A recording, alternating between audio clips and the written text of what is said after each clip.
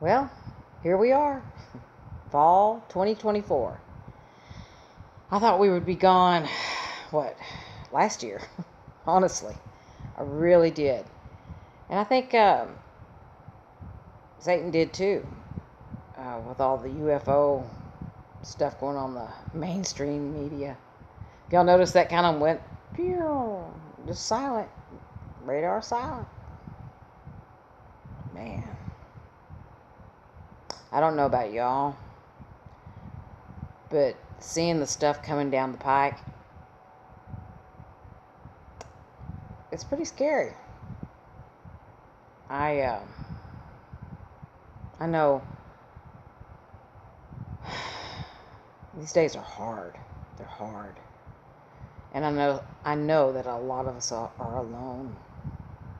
Families have become so dysfunctional and disconnected over the past 3 or 4 generations. And I just wanted to come on here and talk about the rapture and anxiety, childhood trauma, and why you're scared of being left behind. Because if this had happened, let's say, 7 years ago, I would have been freaking out. I would. I have still had my freak out moments. But back then, I was totally unaware of why I did what I did and how I became the person that I have to live with every day, which is sometimes kind of hard. I don't know about how y'all feel about your personalities, but sometimes it's hard living with me. And I know that sometimes I've seen, like, on my videos, comments, people really worried about being left behind or being worried that they're not going to be good enough to be in the rapture or even be saved. It's like there's two different types of personalities: the Johns and the Peters. John, I didn't like him in the beginning because he was so smug. you know, the rest of the disciples just wanted to slap him right upside the head.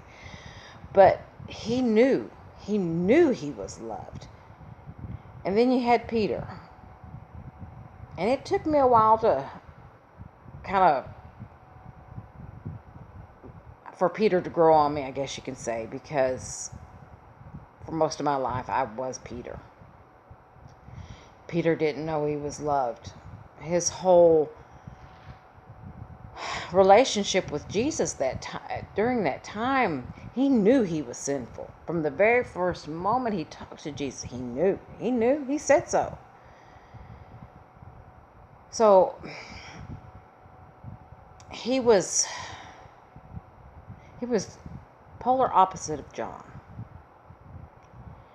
And man, the things we learn in life, my heart breaks every time now that I read that passage where they're out fishing after Jesus was crucified, and John says, "It's the Lord," on the shore. And Peter just immediately jumps off the side of the boat like Forrest Gump, and swims to him. And I know what he was doing.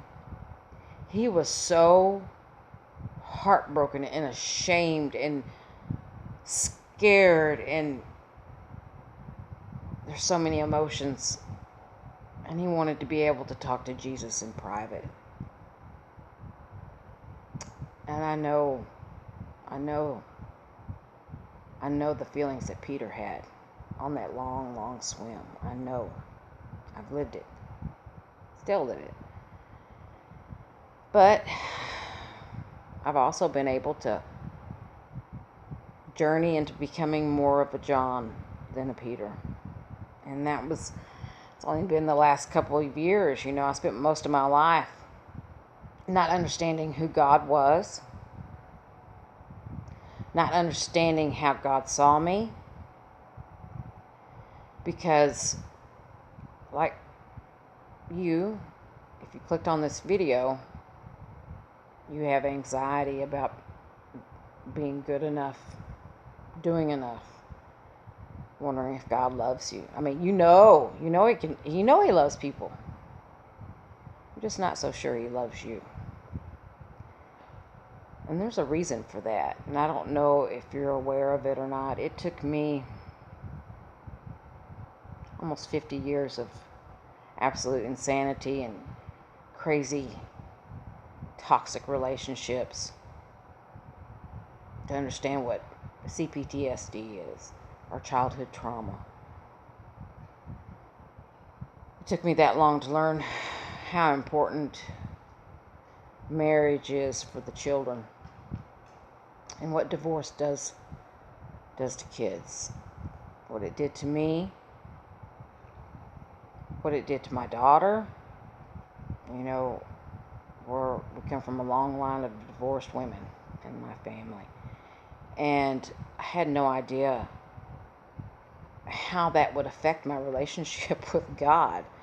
But it sure does. And it probably is affecting you as well. It's probably a wall between you and God. If you're having to wonder if He loves you, if you're waking up, maybe you did some drugs the night before, maybe you did some drinking, maybe you smoked cigarettes, maybe you gossip, maybe you're just horribly mean to your spouse because you're under a lot of stress. Whatever you're doing, whatever the shortcomings are, you wake up that day and you wonder if you blew it for good this time, if you're going to have another chance, if you're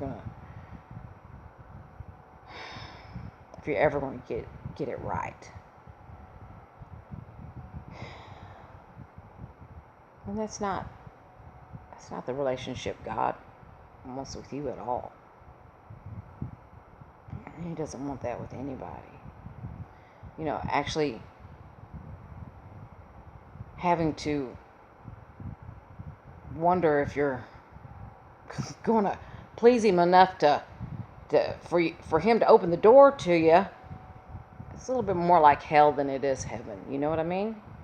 But there's a reason why you're insecure about it. And it started when you were a child, when you were an infant, actually. I had to go through all this the hard way. Maybe this will help you without having to do the hours and hours of learning. But your childhood isn't over. It's not done with, especially if you have a lot of anxiety about being accepted for who you are. If you see yourself as highly broken, dysfunctional, not good enough for God, not good enough for heaven. I mean, we're all sinners. We've all fallen. But people who have had a crappy childhood, we really tend to forget the long walks in the cool of the evening that God enjoyed with Adam and Eve. We bypass that wonderful experience. I mean, I can't even imagine that. It must have been wonderful. And we will experience it ourselves.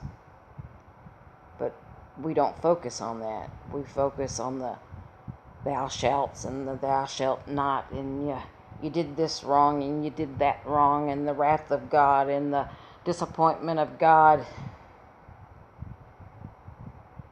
because that's how our parents were.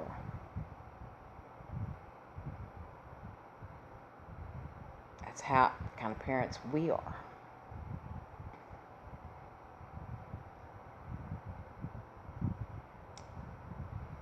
behavior-based affection.